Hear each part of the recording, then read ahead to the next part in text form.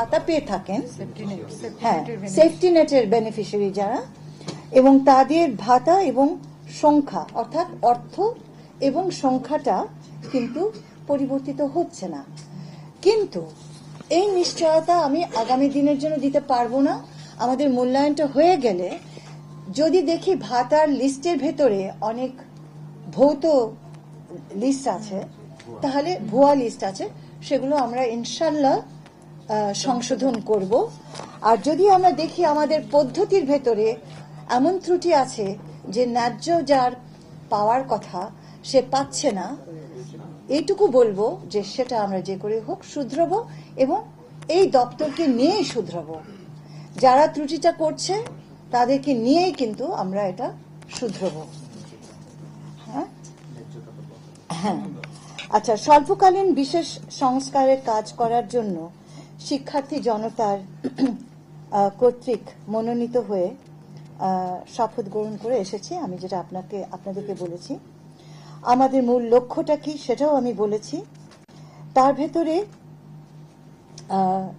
দুর্নীতি দমন, কৃচ্ছতা সাধন এবং সরকারি সেবা জনগণের দোরগোড়ায় কার্যকরীভাবে পৌঁছে দেওয়া সমাজ কল্যাণ সংস্থার এটা গুরুত্বপূর্ণ দায়িত্ব, গুরু দায়িত্ব। মন্ত্রণালয় এবং অধীনস্থ সংস্থা সমূহ সকলকে নিয়ে আমাদের এই কাজটি করতে হবে। কিছু কিছু তথ্য আপনাদেরকে আমি দিই। আমরা সিদ্ধান্ত নিয়েছি, যেহেতু একটা বড় রকমের পরিবর্তন ঘটে গেছে দেশে, একটা প্যারাডাইম শিফট ঘটে গেছে। আমরা কখনো কল্পনা করিনি যে আমাদের তরুণ সমাজ রাষ্ট্র পরিচালনার কাজ করবে। আজকে তারা তাই করছে, কারণ তারা যা ঘটিয়েছে রাস্তায় সেটা হচ্ছে রাষ্ট্র পরিচালনারই কাজ। তারা পরিচালনা করেছে, আমরা পরিচালিত হচ্ছি। আমরা কিন্তু তাদের গাইডেন্সে কাজ করছি।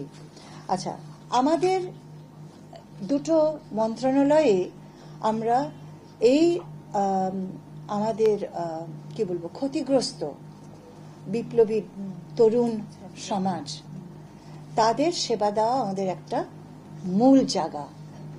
তাদেরকে সুষ্ঠু করে তোলা, তাদেরকে মূল ধারায় ফিরিয়ে আনা আমাদের একটা খুব বড় দায়িত্ব। এবং লক্ষ্য করে দেখবেন আপনারা, এই বাচ্চাদের ৮০% নিম্ন মধ্যবিত্ত এবং নিম্নবিত্তের থেকে। তাহলে তো সমাজ কল্যাণ মন্ত্রণালয় তো চুপ করে বসে থাকতে পারে না। এবং তাদেরকে আমাদের সেফটি নেটের ভেতরে আমরা আনবো, এনেছি, কাজটা শুরু করেছি, এবং আমরা একটা জরিপও বেস লাইন একটা শুরু করেছি। এই মাসের ভেতরে এটা শেষ হবে। আমাদের আওতা